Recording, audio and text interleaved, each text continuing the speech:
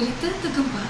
Berita terkini melaporkan pembiakan alga secara mendadak dan tidak terkawal ataupun dikenali sebagai Algal Bloom telah melanda kawasan Tanjung Kupang, Johor dan menyebabkan pelbagai masalah kepada penternak, aquacultur dan penduduk tempatan secara amnya.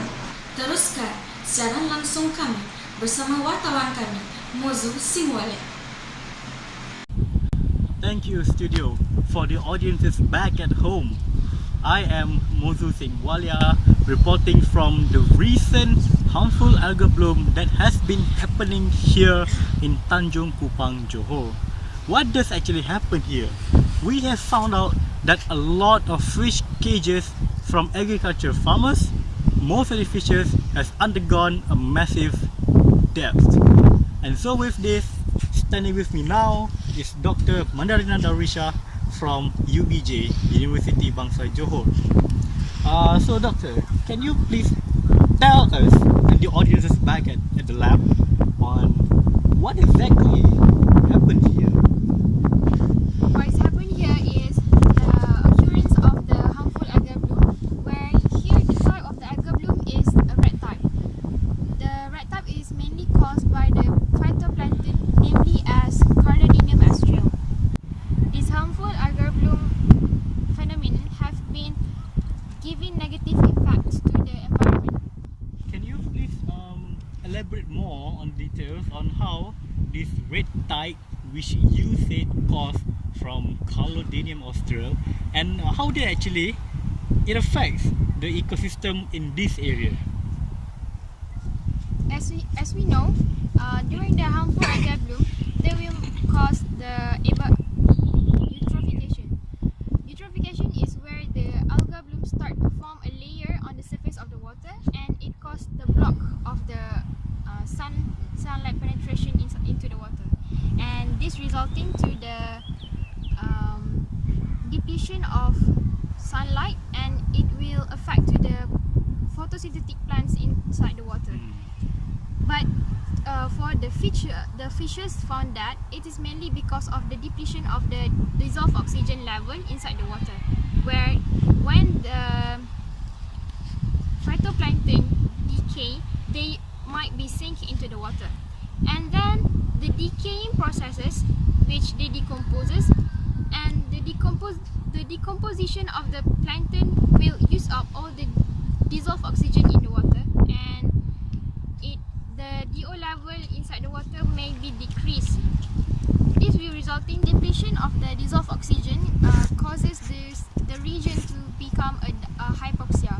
When the hypoxia happens, the fish may receive less oxygen than they needed. So then, when the depletion of the oxygen happens, they might die.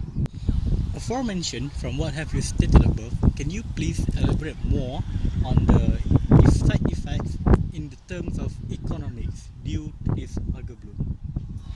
As we know, the harmful algal bloom have been destroyed the agriculture activities. As you can see, there are many fishes reported to death. So when this happens, they experience a great loss, where it's about millions of ringgits. The loss of the enormous number of fishes at their agriculture activities, this resulting to the depletion in our food supplies. Due to the higher demands, eventually causing a higher price for the fishes at the market, because we have the insufficient of fishes as the food sources.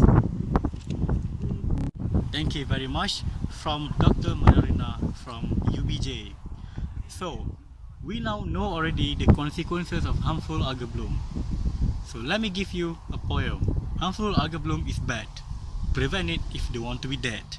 So please return and please stay tuned to TV3 Quarter for more interesting news about harmful algal bloom. Back to studio. Terima kasih wartawan kami di lokasi kejadian. Seterusnya kita akan mendengar penerangan daripada pakar marin terkemuka dunia daripada Rusia, iaitu Profesor Dr. Vladimir.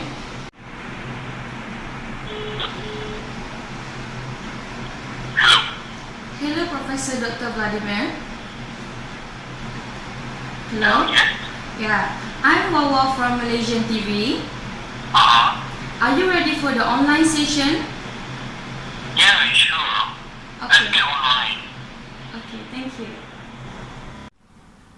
Harmful algal bloom occur when colonies of algae or simple plants that live in the sea or fresh water, they grow out of control and while producing toxic or harmful effects on people, fish, shellfish, marine mammals and animals and birds. And while we know of many factors, they may contribute to harmful algal blooms, and how these factors actually can come together to create a bloom of algae is not well understood.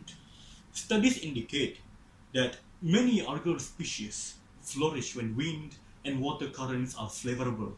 In other cases, HABs or harmful algal blooms may be linking to overfeeding. That occurs when nutrients, mainly phosphorus, nitrogen, and carbon, from sources such as lawns and farmlands, are flown downriver to the sea and Europe at a rate that overfeeds the algae and that exists normally in the environment. Some harmful algal blooms have also been reported in the aftermath of natural phenomena like sluggish water circulation, unusually high water temperature, and extreme weather events such as hurricanes, floods, and drought. People often get sick, and by eating shellfish containing toxins produced by these algae, airborne HABs also can happen, in which these toxins may also cause breathing problems and in some cases trigger asthma attacks in susceptible individuals. HABs can also be costly in economic terms as well. At present, HABs cost about 82 billion US American dollars in economic losses to the seafood, restaurant, and tourism industries each year. HABs reduce tourism, close beaches and shellfish beds, and decrease the catch from both recreational and commercial fisheries. NOAA scientists continue to monitor and study HABs to determine on how to detect and locate and forecast the location of the blooms. The goal is to give coastal communities advance warning so they can adequately plan and deal with the adverse environmental and health effects associated with harmful algal blooms. And so, algal bloom is actually part of the eutrophication. So actually, when this is the land, when actually sediment from the land blocks the sunlight from entering the sea. And there is one more case. And for nitrogen from the atmosphere, nitrogen and phosphorus, excess of nitrogen and phosphorus, they can cause an increase in phytoplankton. This is the phytoplankton. So when there are a lot of phytoplanktons and due to these nutrients such as nitrogen and phosphorus, they will provide an algal bloom. So this is the algal bloom. There it goes, nice and easy.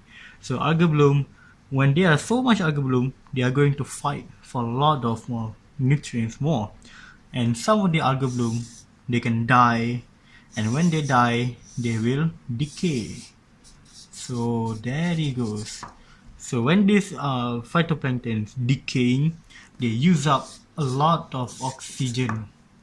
So nitrogen fixation can occur. And because of this, food, habitat, and oxygen production can be affected. Algal bloom happen when microscopic algae grow out of control. And of course, it's hard for us to know when is the right time when algal bloom can happen. So it's good for us to prevent algal bloom from happening. But we need to know the adversary effect towards the organism. So, if algal bloom happens, how does it affect towards human? So firstly, we drink water. So what if we drink water and we also sometimes goes to the ocean to play around in the sea, to snorkel, to dive. So, if there are a lot of algal bloom that's happening, how come humans wants to go and play inside the ocean? It will affect their health in many ways possible. And talking about that, if you like to eat shellfish, so what if you like to eat about cockles and oysters? So algal bloom can affect oysters and shellfish. In fact, it will be toxic for them and for you yourself to eat. And the same goes to the fishes. The fishes in the ocean will also find algal bloom as a toxic substance, and it will produce a human health effect if you consume the fish. And there's another example in which birds, migratory birds, when they pick up, when they eat these consumed fishes from the ocean, I mean, of course, birds, right? For example, eagles. What if eagles eat fish? And that means when eagles eat fish, the fish is already toxicated from the algal bloom. And due to that, when algal bloom happens, it will produce a lot of effects to both humans and also to the living thing. So first of all, let us prevent algal bloom from happening. And when algal bloom does not happen, our life will be more protected, and we hope that the ocean can be more well prepared. In this case, from what I heard in Tanjung Kupang, Johor, algal bloom happens because of certain effect, maybe due to the runoff from the land, but thankfully it is only on a short-term scale. That is what happened in Tanjung Kupang, Johor. It happened on a small scale that's not affecting the whole ecosystem there in a long time. And we were very glad about it. And thank you very much, Professor Dr. Vladimir from Russia. Thank you, Professor Dr. Vladimir, for your unscrupulous information. Yeah, you're welcome. It's okay. Diharapkan dengan informasi yang diberikan akan timbul kesedaran akan keburukan alga kepada ekosistem. Sekian melaporkan berita terkini daripada Malaysia TV. Terima kasih.